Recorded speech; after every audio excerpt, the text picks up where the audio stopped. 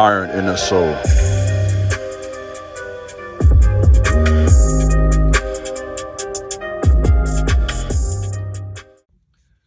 Before we get started today, I want to give a shout out to Into the AM, who sent me this cool tank top. I have a number of these. In fact, I have about 4 or 5 of these tanks. Comfortable to wear all day. Good material. It doesn't fade once you wash it. I have like 4 or 5 of these, and so I wear them. Very universal. Sometimes I wear it to the gym to work out. Sometimes I wear it out in public and passing. I've received several compliments from these tank tops because of the fit. You know, I am in shape and whatnot, I lift weights, so it does fit my physique and whatnot. But also just the quality of the tank, the designs, the bright colors to get your attention. And so I want to give you a chance to get these tank tops. If you like what you see, please use the code IRON to receive a 10% discount on this tank top for Into the AM. What's up, YouTube? This is Iron and Soul, back today with another video. Please subscribe to my channel, like this video, leave a comment, share to someone you know. Let me know what you think about my content. Let's get to work. My last video, I talked about looking at lust as what it is, which is a form of idolatry. And it can be witchcraft as well. So in this video, I will talk about 10 ways to really deal with lust/idolatry. 10 ways to deal with lust/idolatry. I won't waste your time with the introduction. Get right to work. First one, see it as a spiritual problem. You have to first deal with this in the spirit before we get to the practical, physical disciplines. So the first step is to see it for what it is a matter of the heart, something you deal with in the spirit. Once you begin to practice sexual sins, you essentially give demonic forces legal ground. So all demons have to have legal grounds in order to bring problems into your life. Demons have to have legal ground to remain. So some of the things we can do that can create legal ground in our lives is sin, unforgiveness, pride, soul ties, which can all come into our lives based on our involvement with sexual activity, or sexual sin rather. Sexual activity, of course, is natural, healthy, normal, nothing wrong with that.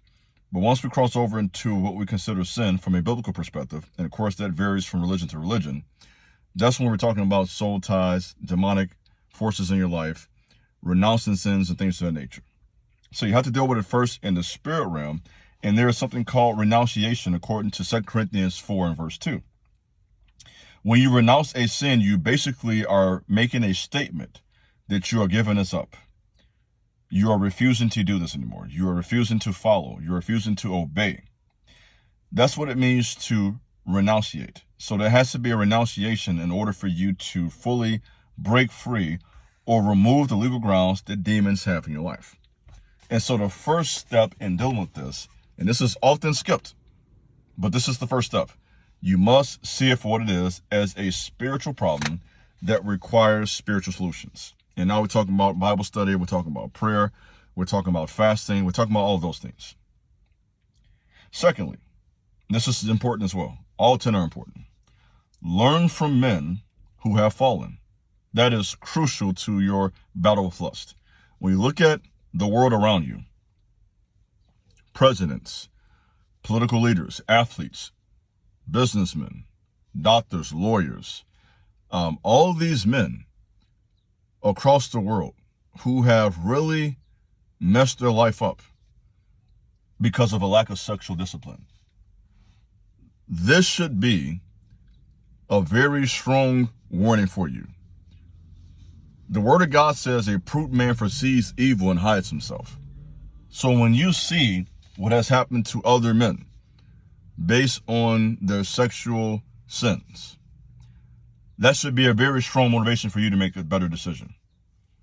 There was this post recently, I'm sure you guys have seen this. There was this doctor online who really did some gross stuff with a woman while she was in bed under medication.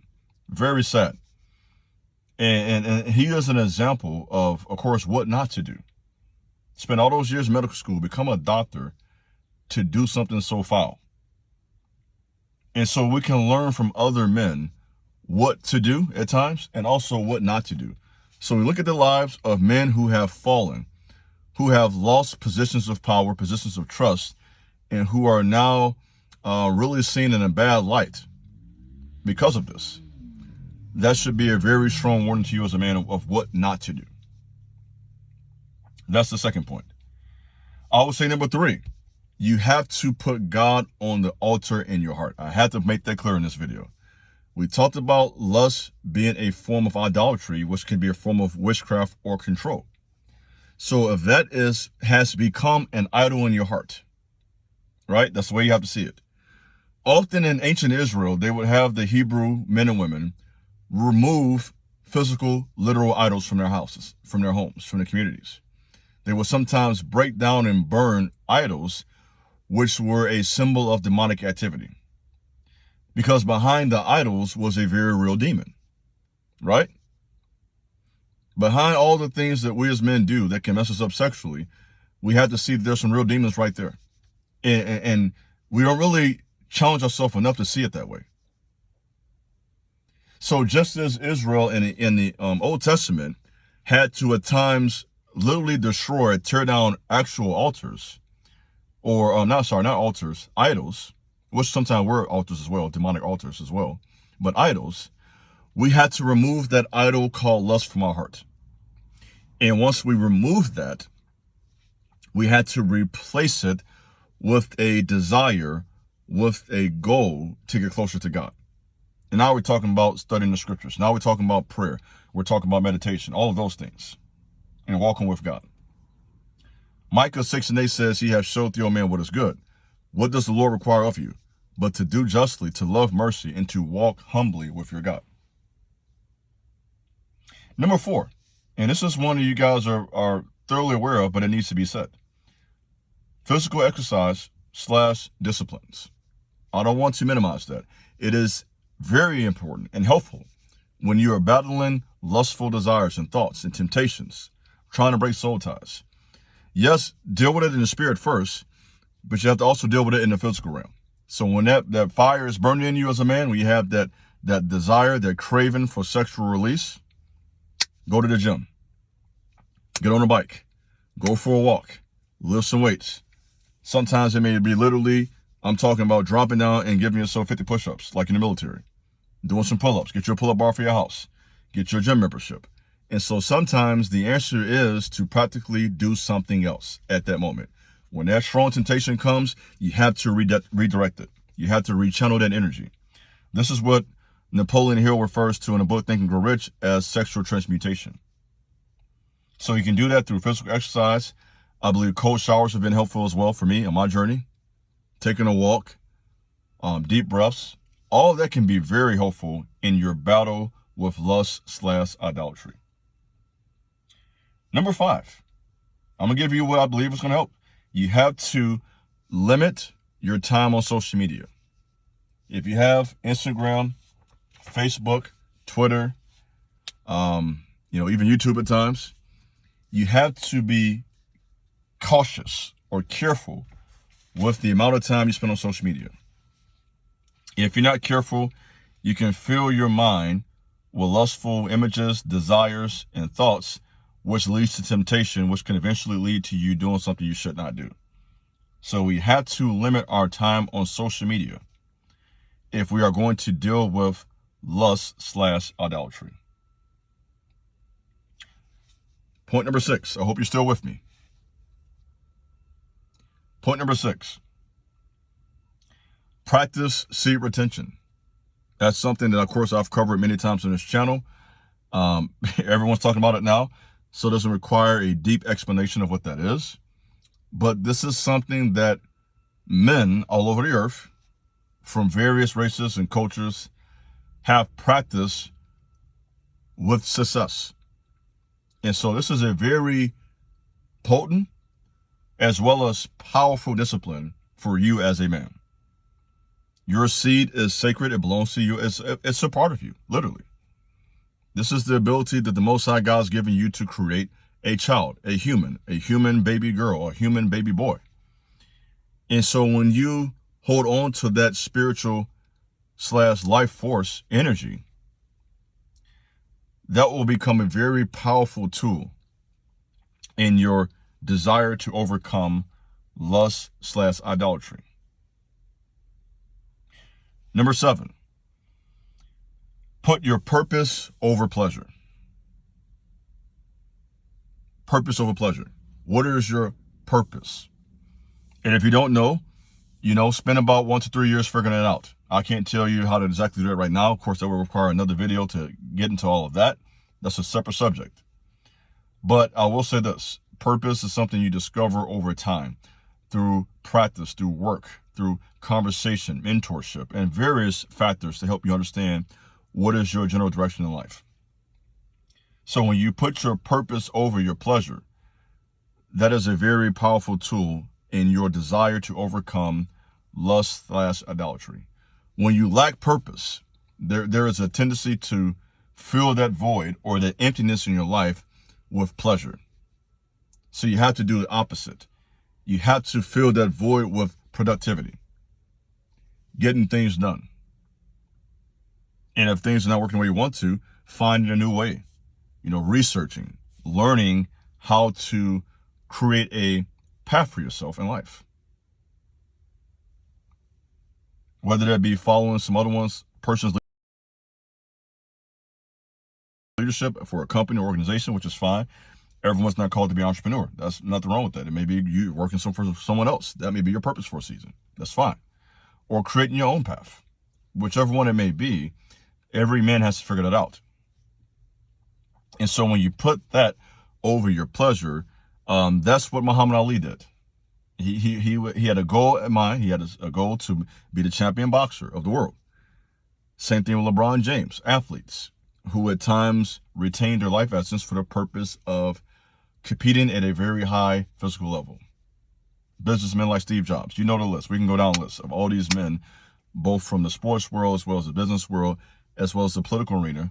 We can even go to the music industry with various rappers and R&B singers and artists, rock and roll included, that understood the importance of sexual transmutation. So all of these men in various worlds, different personalities, different backgrounds, they all had this common denominator. They understood the importance of focusing, or what we say now, getting locked in, right? They understood the importance of getting locked in, getting focused, and getting things done. That's crucial. Number 8, even after saying all of that, it may be important for you to, number 8, consider therapy/coaching. There is an old principle I believe in: women give birth to babies, men build men. Bottom line, I'm gonna go to my grave saying that. You learn how to be a man from other men. That's the reality of life. We all go through that, whether there was our father at one point, or whether it was an uncle, or older brother, or a mentor, or a leader on TV, or a sports athlete that we looked up to, or a person in the political world. There was some men, in most cases, there were multiple men that we as men looked to for guidance, for instruction, for direction, learning from their experience. If you're 25 years old and you're talking to a guy that's 45, common sense says there's a lot he can tell you if he's lived a life of purpose. And so it's important to find someone who you can talk to. Some things you can learn by practice, but some things it's better to learn by someone giving you instruction first. In other words, you're better off sometimes talking to an individual, gaining knowledge, gaining the right information so you can make better decisions, as opposed to doing it yourself. Things get messed up, and now you have to go find someone to talk to get it back on track, if that makes sense. So it's important to find someone you can talk to. Coaching session, consultation, or in some cases it may be helpful to go to a professional therapist for therapy. And there's nothing weak about that. Number 9, an involvement in sports. That was very helpful for me when I was in college. I played college basketball, as you guys know, for 4 years. And during that time, of course, I played a lot of basketball, both from practice as well as recreation ball. I would sometimes drive to different parks just to play pickup games. I was all about that for many years, and that was very helpful in fighting that youthful lust that we all have. And so I think some type of involvement in sports, whatever your sport of choice may be, that can be very helpful.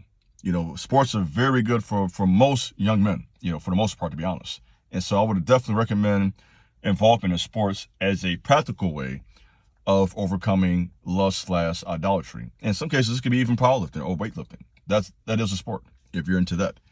And so whether that's basketball or football or soccer or hockey or baseball, swimming, try not to leave anybody out, CrossFit, running, racing, whatever, track and field, you get my point.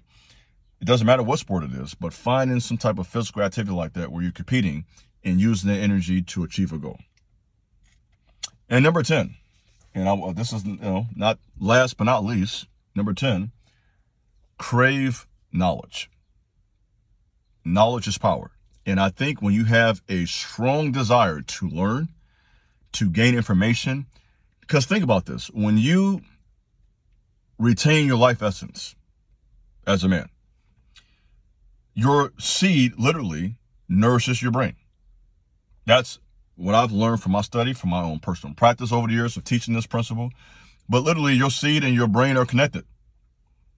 And when you are unwise in how you use your seed, you do lose that brain power. That's a fact. That's not an opinion. That's a fact.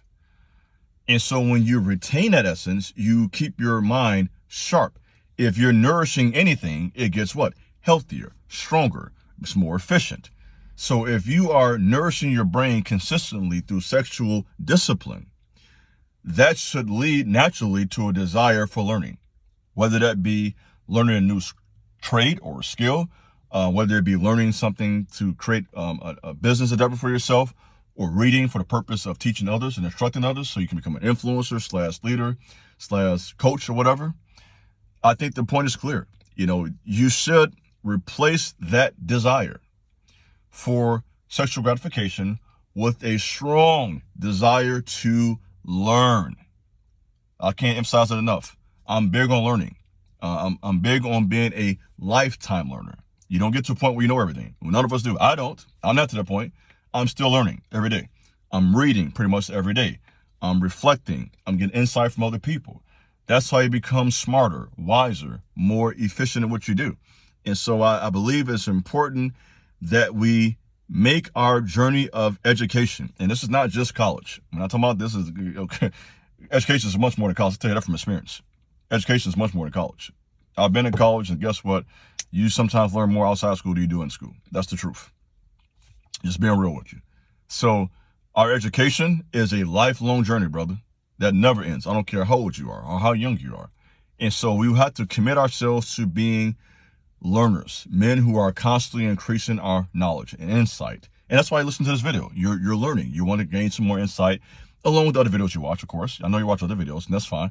And you're trying to feed your mind with the right information so that you can make the right decisions in these tough times. And so giving you what I believe to be 10 very solid steps you can take in overcoming the temptation and lust you face and removing that idol from your heart. This is your brother Arnold. So I trust this message will be a blessing to you. Take care. God bless.